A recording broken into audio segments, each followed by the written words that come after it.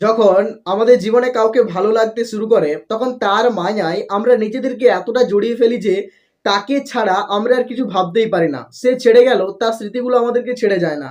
তার সাথে কাটানো প্রত্যেকটা মুহূর্ত, আমার জীবনের সঙ্গে তার জীবনে যে একটা সম্পর্ক আছে, সেই সম্পর্কগুলোর কথাই বারবার মনে হতে থাকে। সত্যি, মায়া জিনিসটা খুবই অদ্ভুত। কারোর মায়ায় যদি একবার পড়ে যাও তবে এখান থেকে সহজে বের হয়ে আসতে পারাটা অনেকটাই কঠিন। কাউকে যদি ভালো লাগে তাহলে তাকে সরাসরি বলে দাও যে তোমাকে ভালোবাসি। বুকের মধ্যে একটা ছটপটানি ভাব আছে তাকে দেখার জন্য, অথচ তাকে বলতে পারছি না আমি ভালোবাসি। আসলে তুমি ভীতু। সাহস নিয়ে তাকে বলে ফেলো। সে রাজি হবে কি হবে না সেটা তো পরের কথা। যে ছেলেটা তার ভালোবাসার মানুষটির উপর রাগ দেখায়, তার উপর অভিমান করে, সেই ছেলেটাই একাধারে তার ভালোবাসার মানুষটির সাথে দেখা করার জন্য উৎসুক হয়ে থাকে।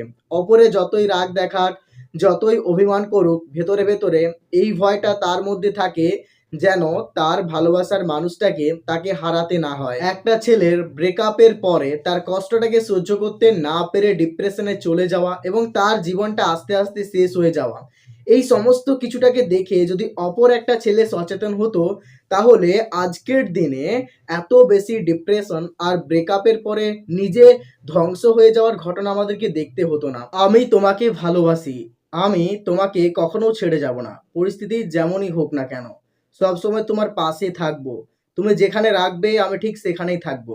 এই কথাগুলোর মধ্যে প্রচণ্ড পরিমাণে ইমোশন জড়িয়ে আছে এবং এই ইমোশনটা যখন বোথ সাইড হয় তখন এটা ভালো আছে, কিন্তু যে কোনো সম্পর্কের ক্ষেত্রে এই ইমোশনাল কথাগুলো যখন ওয়ান সাইড হয় তখন সম্পর্কটা শেষের দিকে একটা ভয়ঙ্কর কাণ্ড ঘটে। জীবনে ভালোবাসার মানুষগুলো ঠিক এভাবেই হারিয়ে যায়। কাউকে ভালো লাগে কিন্তু মুখ ফুটে বলতে পারি না যে আমি তোমাকে ভালোবাসি, এই সংকোচ বোধটা নিয়ে যে আমি যদি তাকে বলি যে আমি তোমাকে ভালোবাসি সেই মানুষটা কি ভাববে, এটা ভাবতে ভাবতেই জীবনের অর্ধেক সময়টা পেরিয়ে যায় আর কাউকে বলে ওঠা হয়েই ওঠেনি যে আমি তোমাকে ভালোবাসি।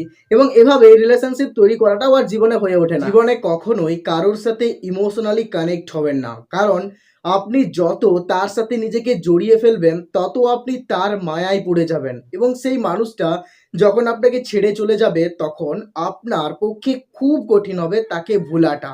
সে যখন আপনাকে ছেড়ে চলে যাবে তখন আপনি সব থেকে বেশি হতাশ হয়ে যাবেন এবং আপনার মনে হবে যেন আপনি জীবনে অনেক কিছু হারিয়ে ফেলেছেন এবং এই ভয়ে আপনি দ্বিতীয়বার কারোর সঙ্গে আর রিলেশনে যেতে চাইবেন না। জীবনে ভালোবাসার মানুষটা যেমনই হোক, একবার যদি তাকে পছন্দ হয়ে যায় তখন তাকেই আমাদের সব থেকে বেশি ভালো লাগতে আরম্ভ করে এবং তার মাঝেই সব কিছু খুঁজে পায় এবং মনে হয় যে তার থেকে সুন্দর এই পৃথিবীতে আর কেউ নেই। আসলে আমরা তার মায়ায় পড়ে যাই, তার অ্যাট্রাকশনের মধ্যে পড়ে যায় এবং তাকে ভুলতে পারি না।